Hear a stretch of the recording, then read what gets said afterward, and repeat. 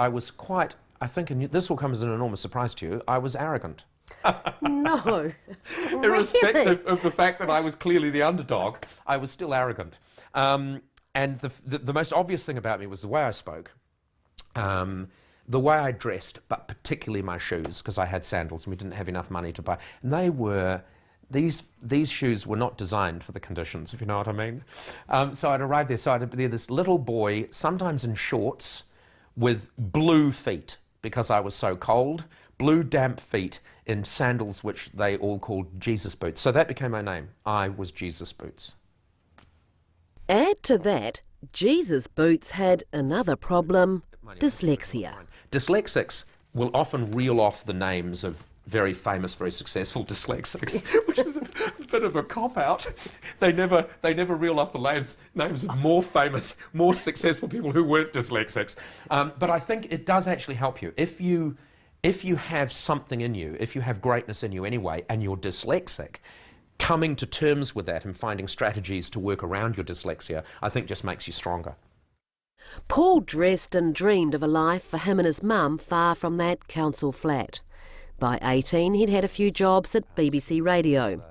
Then he returned here to take New Zealand radio by storm. So I was opening mail. It was a Saturday job at ZM and applied for a cadetship in Wellington. So in the end, I got the cadetship in Wellington, and that my stellar broadcasting career in New Zealand began that day. But as he moved through the ranks, there was a bit of an issue. The biggest nightmare of a dyslexic, I was a network newsreader on radio.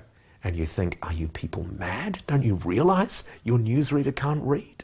How did you pull it off? I don't know. It was a nightmare. It was a nightmare, but I pulled it off. Ever upwards. In the mid-90s, Hanry became a sort of self-appointed foreign correspondent, chasing wars for Radio Pacific. Bosnia, Cambodia, Uganda. I always had this thing that 20-80, 20% chance you're not going to be able to get the story out, so you'll die. And that was okay. If there was an 80% chance you could get the story out, it was worth going in. And towards the end, I was coming out of things thinking, at best that was 50-50. And that's just stupid. What sort of things? Like, for instance, your satellite phone rings, right? And it's the British High Commissioner in Kampala. And he says, you've got to get out. There are people, we have very, very significant intelligence that you are being hunted down in the bush and you will be killed. You know that last night, 50 people in the village up the road were killed because you went there and you saw the aftermath. What do you do? Because I didn't get out.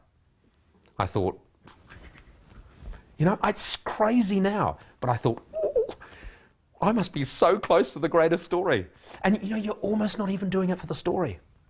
There's something about it. How are you? Good, thank you. Good to see you again. From one war zone to another. Well, hi, Paul. You're the new national candidate. Yeah, that's right. That's right. Nice to meet you. In 1999, Hanry had a crack at politics, standing for National in the Wairarapa.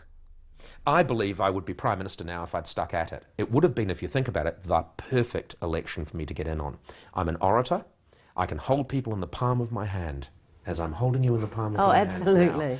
And there were none of those people coming in. And the best time to come in as a new politician is when the tide's gone out for your party. So you're part of the new intake, you're the fresh look. And if you think of the way Labor had 3 terms, I'd be the Prime Minister.